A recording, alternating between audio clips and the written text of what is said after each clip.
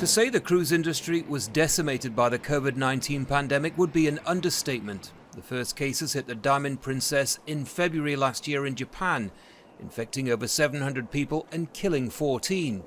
As the virus spread to other ships across the world, passengers and crew were stranded at sea, ships were turned away from ports, and an industry worth billions ground to a halt. I'd say the hardest part is being told, pack your bags, get ready, you're gonna possibly go home today, for example, and then that doesn't happen.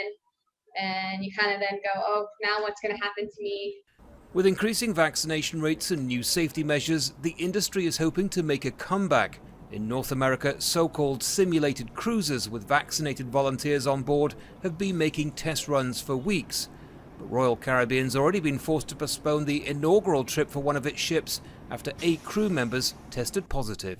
I would almost estimate that if there are significant problems on these first cruises, it may end up having the effect of shutting down cruises for the rest of the year, which I think would be catastrophic to the industry.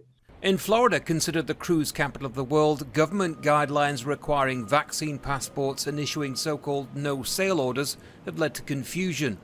The state's Governor Ron DeSantis challenged the rules in court and won, but the case may be far from over. They're still going to cruise if they want to. They're just going to cruise off a different coast. So they'll cruise to go to the Bahamas and cruise. They will spend their money, and it's just not going to be putting our friends in Florida back to work. How does that make any sense? The Cruise Lines International Association says billions in revenue has already been lost and thousands of cruise jobs are threatened. The stakes then for the cruise line industry couldn't be higher. These initial cruises need to operate without a hitch, potentially problematic given that most passengers are older. Nevertheless, tourists are keen to get back to sea safely, and cruise line giants can't survive without them.